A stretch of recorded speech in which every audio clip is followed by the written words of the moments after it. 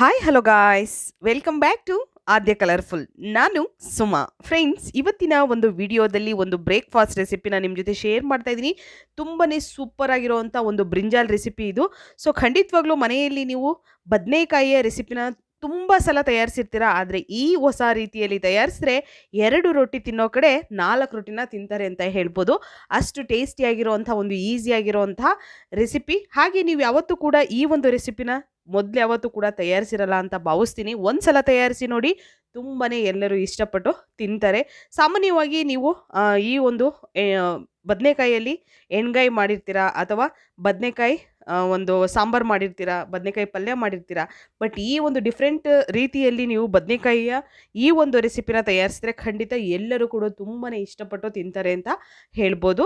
ತುಂಬಾ ಈಸಿಯಾಗಿ ಮಾಡುವಂತಹ ಒಂದು ಬ್ರೇಕ್ಫಾಸ್ಟ್ ರೆಸಿಪಿ. ಸೊ ಈ ಒಂದು ಬ್ರೇಕ್ಫಾಸ್ಟ್ ಮಾಡೋದಕ್ಕೆ ಮೊದಲನೇದಾಗಿ ಇಲ್ಲಿ ಬದನೆಕಾಯಿಗಳನ್ನು ತೊಗೊಂಡಿದ್ದೀನಿ ನಾನು. ಈ ರೀತಿ ರೌಂಡ್ ಸೈಜಲ್ಲಿರೋವಂತಹ ಬದನೆಕಾಯಿಗಳನ್ನು ನಾವು ರೌಂಡಾಗಿ ಕಟ್ ಮಾಡ್ಕೋಬೇಕು.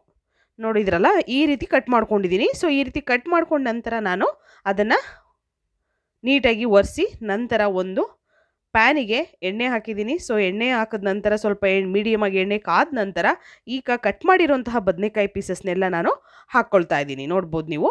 ಸೊ ಫ್ರೆಂಡ್ಸ್, ನೀವು ಯಾರಾದರೂ ಫಸ್ಟ್ ಟೈಮ್ ನನ್ನ ಚಾನಲ್ಗೆ ವಿಸಿಟ್ ಮಾಡಿದರೆ ಪ್ಲೀಸ್ ನನ್ನ ಚಾನಲ್ನ ಸಬ್ಸ್ಕ್ರೈಬ್ ಮಾಡ್ಕೊಳ್ಳಿ, ಹಾಗೆ ಲೈಕ್ ಮಾಡಿ ಮತ್ತು ಶೇರ್ ಮಾಡಿ ಫ್ರೆಂಡ್ಸ್. ಈಗ ನೋಡಿ, ಈ ರೀತಿಯಾಗಿ ನಾವು ಬದನೆಕಾಯಿಗಳನ್ನು ಫ್ರೈ ಮಾಡ್ಕೋಬೇಕು. ಸೊ ಹಿಂಗೆ ರೌಂಡ್ ಶೇಪಲ್ಲೇ ಕಟ್ ಮಾಡಿದ್ರೆ ತುಂಬ ಚೆನ್ನಾಗಿರುತ್ತೆ, ನೋಡೋದಕ್ಕೂ ಕೂಡ ತುಂಬಾ ಇಷ್ಟ ಆಗುತ್ತೆ ಮಕ್ಕಳಿಗೆಲ್ಲರಿಗೂ ಕೂಡ. ಸೊ ಹಾಗಾಗಿ ಈ ರೀತಿಯಾಗಿ ಕಟ್ ಮಾಡಿ ಇದೇ ಪ್ರೊಸೀಜರಲ್ಲಿ ಮಾಡಿ, ನಿಮಗೆ ಖಂಡಿತವಾಗ್ಲೂ ತುಂಬಾ ಟೇಸ್ಟಿಯಾಗಿರೋವಂತಹ ಒಂದು ಬದನೆಕಾಯಿಯ ಒಂದು ರೆಸಿಪಿ ರೆಡಿ ಆಗುತ್ತೆ. ಸೊ ನೋಡಿ, ಈ ರೀತಿ ಎರಡೂ ಸೈಡು ಫ್ರೈ ಆಗೋ ಥರ ನಾವು ಅದನ್ನು ಬೇಯಿಸ್ಕೋಬೇಕು ಎಣ್ಣೆಯಲ್ಲಿ. ಹೀಗೆ ನೋಡಿ, 1-2 ನಿಮಿಷ ತಗೊಳುತ್ತೆ ಅಷ್ಟೇ, ಜಾಸ್ತಿ ಟೈಮ್ ತಗೊಳ್ಳೋದಿಲ್ಲ. ಈ ರೀತಿಯಾಗಿ ನಾವು ಕಟ್ ಮಾಡಿಕೊಂಡು ಅದನ್ನು ಎಣ್ಣೆಯಲ್ಲಿ ಫ್ರೈ ಮಾಡ್ಕೋಬೇಕು. ಸೊ ಫ್ರೈ ಮಾಡಿರೋಂತಹ ಬದನೆಕಾಯಿಗಳನ್ನು ನಾವು ನಂತರ ಒಂದು ಸೈಡ್ ಇದನ್ನು ತೆಗೆದಿಟ್ಕೊಳ್ಳೋಣ.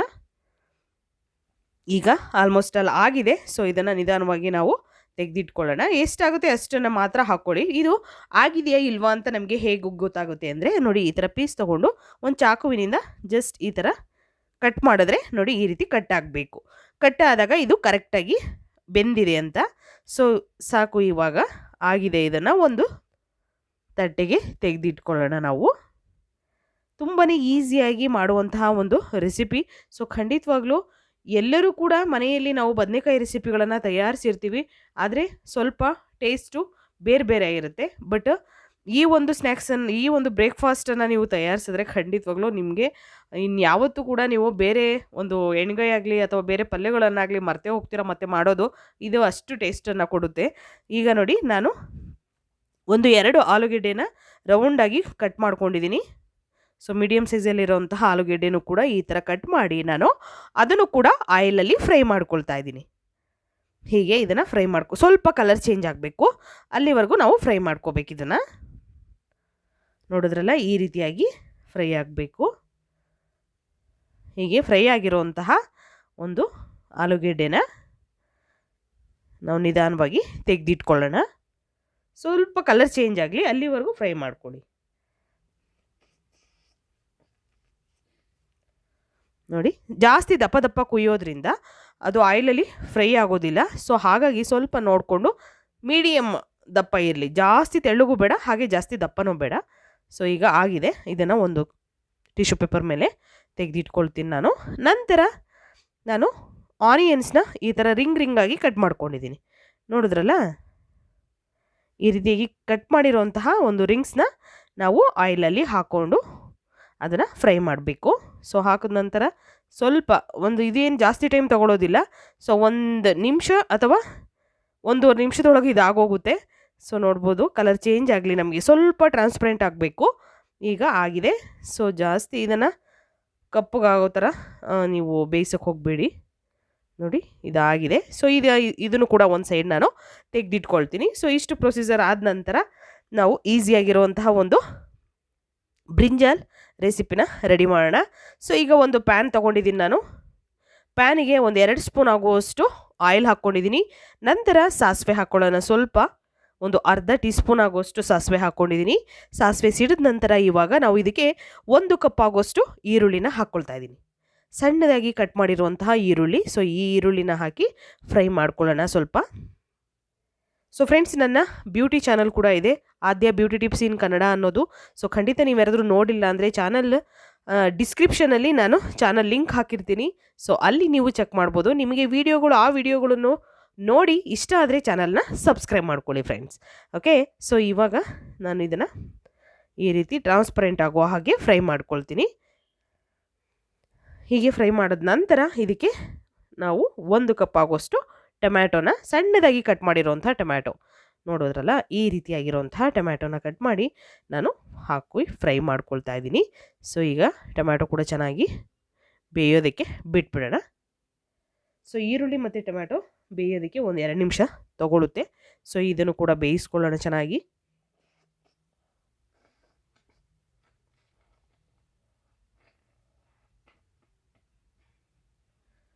ಈಗ ಕರೆಕ್ಟಾಗಿ ಆಗಿದೆ. ಸೊ ಇದಕ್ಕೆ ಇವಾಗ ಕೆಲವೊಂದು ಸ್ಪೈಸಸ್ನ ಹಾಕ್ಕೊಳ್ಬೇಕು ನಾವು. ಸೊ ಮೊದಲನೇದಾಗಿ ಖಾರಕ್ಕೆ ನಾವು ಅಚ್ಕಾರದ ಪುಡಿ ಹಾಕ್ಕೊಳ್ಳೋಣ. ನಾನಿಲ್ಲಿ ಕಾಶ್ಮೀರ್ ರೆಡ್ ಚಿಲ್ಲಿ ಪೌಡರ್ನ ಉಪಯೋಗಿಸ್ತಾ ಇದ್ದೀನಿ. 1 ಸ್ಪೂನ್ ಆಗುವಷ್ಟು. ನೀವು ನಿಮ್ಮ ಖಾರಕ್ಕೆ ಅನುಗುಣವಾಗಿ ಅಚ್ಕಾರದ ಪುಡಿನ ಉಪಯೋಗಿಸ್ಬೋದು. ಹಾಗೆ ಒಂದು ಅರ್ಧ ಸ್ಪೂನ್ ಆಗುವಷ್ಟು ನಾನು ಇಲ್ಲಿ ಧನಿಯಾ ಪೌಡರ್ನ ಹಾಕ್ಕೊಳ್ತಾ ಇದ್ದೀನಿ. ನೋಡಿ, ಅರ್ಧ ಸ್ಪೂನ್ ಆಗುವಷ್ಟು. ಹಾಗೆ ಸ್ವಲ್ಪ ಒಂದು ಚಿಟಿಕೆಯಷ್ಟು ಅಡಿಗೆ ಅರಿಶಿನ ಹಾಕ್ಕೊಳ್ಳೋಣ. ಅಡಿಗೆ ಅರಿಶಿನ ಸ್ವಲ್ಪ ಹಾಕ್ಕೊಳ್ತಾ ಇದ್ದೀನಿ. ನಂತರ ಇದಕ್ಕೆ ಒಂದು ಅರ್ಧ ಟೀ ಸ್ಪೂನ್ ಆಗುವಷ್ಟು ಜೀರಿಗೆ ಪೌಡರ್ನ ಹಾಕ್ಕೊಳ್ಳೋಣ.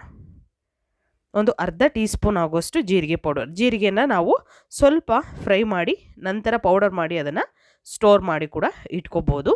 ಹಾಗೆ ರುಚಿಗೆ ತಕ್ಕಷ್ಟು ಉಪ್ಪು ಇಷ್ಟನ್ನು ಹಾಕಿದ ನಂತರ ಚೆನ್ನಾಗಿ ಮಿಕ್ಸ್ ಮಾಡ್ಕೊಳ್ಳೋಣ. ಈ ರೀತಿ ಮಿಕ್ಸ್ ಮಾಡಿ ಇದಕ್ಕೆ ಸ್ವಲ್ಪ ನೀರನ್ನು ಹಾಕ್ಕೊಳ್ಳೋಣ. ನೀರು ಹಾಕಿ ಇದನ್ನು ಚೆನ್ನಾಗಿ ಮಸಾಲೆ ಎಲ್ಲ ಮಿಕ್ಸ್ ಆಗಲಿ, ಇದನ್ನು ಬೇಯೋದಕ್ಕೆ ಇಟ್ಬಿಡೋಣ. ನಂತರ ಇಲ್ಲಿ ಒಂದು ಜಾರ್ಗೆ ನಾನು ಸ್ವಲ್ಪ ಕೊತ್ತಂಬರಿ ಸೊಪ್ಪನ್ನು ಹಾಕ್ಕೊಳ್ತಾ ಇದ್ದೀನಿ.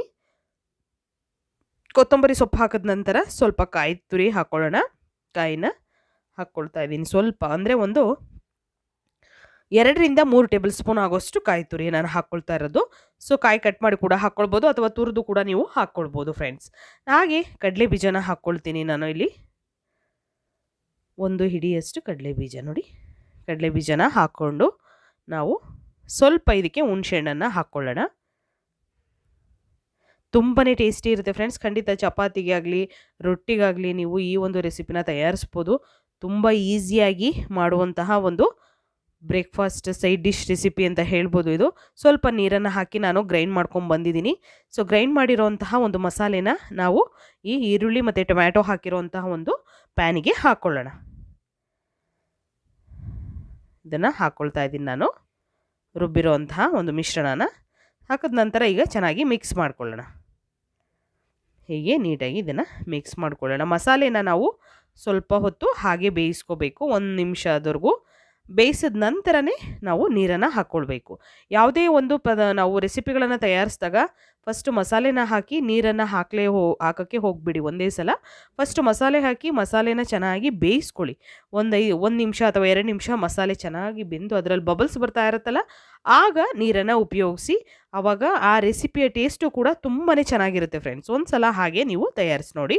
ಸೊ ನೀರನ್ನು ಹಾಕಿ ನೋಡಿ, ನೀರು ಕೂಡ ಚೆನ್ನಾಗಿ ಬಾಯ್ಲ್ ಆಗ್ತಾ ಇದೆ. ಇವಾಗ ನಾವು ಆಯಿಲಲ್ಲಿ ಫ್ರೈ ಮಾಡಿರುವಂತಹ ಬ್ರಿಂಜಾಲ್ ಮತ್ತು ಪೊಟ್ಯಾಟೊ ಹಾಗೆ ಆನಿಯನ್ ಇಷ್ಟನ್ನು ಕೂಡ ಹಾಕ್ಕೊಳ್ಳೋಣ. ಇವಾಗ ಮೊದಲಿಗೆ ನಾನು ಬದನೆಕಾಯಿನ ಹಾಕ್ಕೊಂಡಿದ್ದೀನಿ. ಸೊ ಬದನೆಕಾಯಿ ಹಾಕಿದ ನಂತರ ಒಂದ್ಸಲ ಚೆನ್ನಾಗಿ ಮಿಕ್ಸ್ ಮಾಡ್ಕೊಳ್ಳೋಣ. ಏಕೆಂದರೆ ನಾವು ಅಲ್ಲಿ 3/4% ಬೇಯಿಸಿರ್ತೀವಿ, ಫುಲ್ ಬೇಯಿಸಿರಲ್ಲ. ಸೊ ಹಾಗಾಗಿ ಇಲ್ಲಿ ಸ್ವಲ್ಪ ಬೇಯಲಿ ಅಂತ ಹೇಳಿ ನಾನು ಬದನೆಕಾಯಿನ ಹಾಕಿದ್ದೀನಿ. ಹಾಗೆ ನಂತರ ಆಲೂಗೆಡ್ಡೆ ಕೂಡ ಹಾಕ್ಕೊಳ್ಳೋಣ. ಆಲೂಗೆಡ್ಡೆನೂ ಹಾಕಿ ನಾವು ಇದನ್ನು ಬೇಯಿಸ್ಕೊಂಡ ನಂತರ ಒಂದು 2 ನಿಮಿಷದವರೆಗೂ ಬೇಯಿಸ್ಕೊಂಡಿದ್ದೀನಿ. ನಂತರ ಇವಾಗ ನಾವು ಆನಿಯನ್ ರಿಂಗ್ಸನ್ನು ಹಾಕ್ಕೊಳ್ತಾ ಇದ್ದೀನಿ. ಈರುಳ್ಳಿ ನಾವು ರಿಂಗ್ಸನ್ನು ಕಟ್ ಮಾಡ್ಕೊಂಡಿದ್ದೀವಲ್ಲ, ಸೊ ಅದನ್ನು ಹಾಕಿದ ನಂತರ ಒಂದು ಸಲ ಮಿಕ್ಸ್ ಮಾಡ್ಕೊಳ್ಳೋಣ ನೀಟಾಗಿ. ಈ ರೀತಿ ಮಿಕ್ಸ್ ಮಾಡ್ಕೋಬೇಕು. ಸೊ ಮಿಕ್ಸ್ ಮಾಡಿ ಇದನ್ನು ನಾವು 1 ನಿಮಿಷ ಬೇಯಿಸ್ಕೊಳ್ಳೋಣ. ಸೊ ಎಲ್ಲದನ್ನು ಹಾಕಿದ ನಂತರ ಬೇಯಿಸಿದ ನಂತರ ಸ್ವಲ್ಪ ಕೊತ್ತಂಬರಿ ಸೊಪ್ಪನ್ನು ಹಾಕ್ಕೊಳ್ತಾ ಇದ್ದೀನಿ. ಫ್ರೆಂಡ್ಸ್, ನೀವು ಅನ್ನಕ್ಕೆ ಮಾಡ್ಕೊಳ್ಳೋದಾದರೆ ಸ್ವಲ್ಪ ಗ್ರೇವಿ ಥರ ಮಾಡ್ಕೊಳ್ಳಿ, ನೀರು ಸ್ವಲ್ಪ ಉಪಯೋಗಿಸಿ. ಬೇಕು ಅಂದರೆ ನಿಮಗೆ ಅನ್ನಕ್ಕೆ ಬೇಕು ಅಂತ ಅಂದರೆ. ಸೊ ಹೀಗೆ ಸೈಡ್ ಡಿಶ್ ಆಗಿ ತೊಗೋತೀವಿ ನೀವು ಅಂದರೆ, ಚಪಾತಿ ರೊಟ್ಟಿಗೆ ಬೇಕು ಅಂತ ಅಂದರೆ ನೀವು ಹೀಗೆ ಕೂಡ ಹಾಕ್ಕೊಳ್ಬೋದು. ಸ್ವಲ್ಪ ಉಪ್ಪು ಸಾಲದು ಅನ್ನಿಸ್ತು ನನಗೆ, ಸ್ವಲ್ಪ ಉಪ್ಪನ್ನು ಕೂಡ ಹಾಕ್ಕೊಂಡಿದ್ದೀನಿ. ಇಷ್ಟನ್ನು ಹಾಕಿದ ನಂತರ ಚೆನ್ನಾಗಿ ಮಿಕ್ಸ್ ಮಾಡ್ಕೊಳ್ಳೋಣ. ನೋಡಿದ್ರಲ್ಲ ಎಷ್ಟು ಈಸಿಯಾಗಿ ಟೇಸ್ಟಿಯಾಗಿ ಇರುವಂಥ ಬದನೆಕಾಯಿ ಈ ರೆಸಿಪಿ. ನೀವು ತುಂಬ ಸಲ ಮನೆಯಲ್ಲಿ ಖಂಡಿತವಾಗ್ಲೂ ತಯಾರಿಸಿರ್ತೀರ, ಆದರೆ ಈ ಹೊಸ ರೀತಿಯಲ್ಲಿ ತಯಾರಿಸಿದರೆ ನಿಮ್ಮ ಮನೆಯಲ್ಲಿ 1-2 ರೊಟ್ಟಿ ತಿನ್ನೋರು ಕೂಡ 4 ರೊಟ್ಟಿ ತಿಂತಾರೆ, ಅಷ್ಟು ಟೇಸ್ಟ್ ಇರುತ್ತೆ ಇದು. ಒಂದ್ಸಲ ತಯಾರಿಸಿ. ತುಂಬಾ ಸಿಂಪಲ್ ಆಗಿರುವಂತಹ ಮಸಾಲೆಗಳನ್ನು ಉಪಯೋಗಿಸಿ ಮಾಡಿರುವಂತಹ ಒಂದು ಬದನೆಕಾಯಿಯ ಪಲ್ಯ ರೆಸಿಪಿ ಇದು. ಸೊ ಈ ಪಲ್ಯನ ಇವಾಗ ರೆಡಿಯಾಗಿದೆ, ನಾನು ಅದನ್ನು ಒಂದು ತಟ್ಟೆಗೆ ಸರ್ವ್ ಮಾಡ್ಕೊಳ್ತಾ ಇದ್ದೀನಿ. ಸೊ ಖಂಡಿತವಾಗ್ಲೂ ನಿಮಗೆಲ್ಲರಿಗೂ ಈ ವಿಡಿಯೋ ತುಂಬಾ ಇಷ್ಟ ಆಗಿದೆ ಅಂತ ನಾನು ಭಾವಿಸ್ತೀನಿ. ಇಷ್ಟ ಆಗಿದ್ರೆ ಚಾನಲ್ನ ಸಬ್ಸ್ಕ್ರೈಬ್ ಮಾಡ್ಕೊಳ್ಳಿ, ಹಾಗೆ ಲೈಕ್ ಮಾಡಿ ಮತ್ತು ಶೇರ್ ಮಾಡಿ. ಬ್ರಿಂಜಾಲ್ ಕರಿ ರೆಸಿಪಿ ರೆಡಿಯಾಗಿದೆ. ಸೊ ಇವತ್ತಿನ ವಿಡಿಯೋನ ಇಲ್ಲಿ ಮುಗಿಸೋಣ. ಮತ್ತೆ ಇನ್ನೊಂದು ಹೊಸ ವಿಡಿಯೋ ಜೊತೆ ಬರ್ತೀನಿ. ಬಾಯ್, ಸಿ ಯು, ಟೇಕ್ ಕೇರ್.